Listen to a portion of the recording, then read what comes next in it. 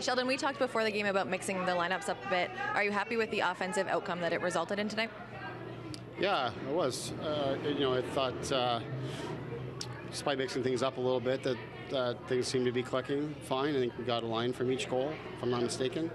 A goal from each line, excuse me.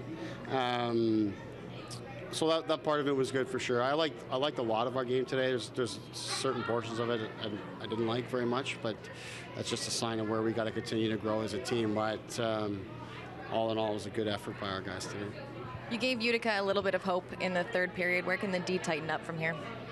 Well, you know what? I think that it really started in the second period for us. I didn't like how that period went. A lot of it, I thought we just were careless with the puck and kind of gave them some life, gave them the puck back, and let them play in transition, play with speed, all those types of things that kind of generate momentum for your team. So I didn't like that. I thought that's where it started, was in the second period. And the goal in the third period is it's a turnover for us in our own zone. We ran the puck, I thought, for no reason, give it back to them. But what I really liked is that didn't rattle us. We just kept playing. We settled things down. We had a big time play by Jeremy Bracco and Rosie there. And then we didn't give up very much in that third period afterwards. So that's a really good sign for our team. Now, speaking of, with Jeremy Bracco's 3 assists today, he now leads the AHL in assists with 29. Can you talk about how much you've seen him grow and how important he's been to this team this year? He's just looks very comfortable, and he's a player, the type of skills that he has, he needs to be comfortable. I don't know if he ever quite got to that point last season, but we expected him to be able to contribute significantly this year. In fact, I think it might have been last year while we were celebrating the Calder Cup on the ice when I congratulated him and kind of said, this is going to be your team next year in terms of the offense. And he looked at me a little sideways because it's quite a jump from going to be a scratch in the playoffs to doing what he's doing. But that's what we felt about his abilities, and he's taking advantage of the opportunity that he's gotten, and he's rolling. Pierre Engvall was on a line with Mueller and Bracco. You also had him rotating other lines. Was that a testament to his play as of late? Yeah, I think he's played well here, and we've used him in different capacities and different lines and things like that all throughout the season. So we're just trying something new here today, and I thought he did well with it. We're looking for all of the guys like Pierre and Carl and Marchment, these guys to take the next step, and so far Pierre's taken advantage of that. What was the mindset behind shuffling your lines up in the second period? You know what? I thought it was really just because we got caught up coming out of a penalty kill there. So it was more about that than it was anything else. It was just kind of trying to get them out the door.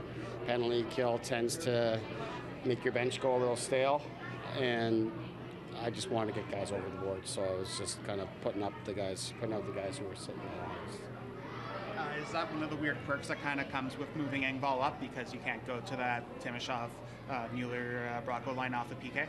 Yeah, it is. That is one of them for sure. But as you look at it, we kind of have one guy from every line, sort of thing, that doesn't penalty kill. So it creates some challenges coming out of a kill for sure in terms of distributing the ice time and things like that. So that's something that we're working with, and that's part of the type of things that go into putting together lines, is to try to consider that. Fortunately, there wasn't a whole lot of special teams today, so it wasn't so big of an issue, but it is something that we consider all the time in terms of how that might affect the lineup. I noticed with the Grundstrom, Juris, Gagne line that they've been controlling a huge share of the shots the last few weeks. What do you think that it is that's been helping them be so dominant on the puck? I think a big part of it is you've got the skill of Gagne, who's settled things down and make plays, but I think Juris and Grundstrom are on the puck very quickly. They've got good sticks. They disrupt a lot of pucks, so you'll get a lot of pucks back. They don't give the other team a lot of time to breathe, so they're getting a lot of pucks back that way. I think that's really what's driving things. They're getting a lot of time in the offensive zone, and Juris has been good on face-off, stuff like that. But for me, it's about the puck pressure, and that's keeping them on offense, and they're not spending very much time in their own end as a result.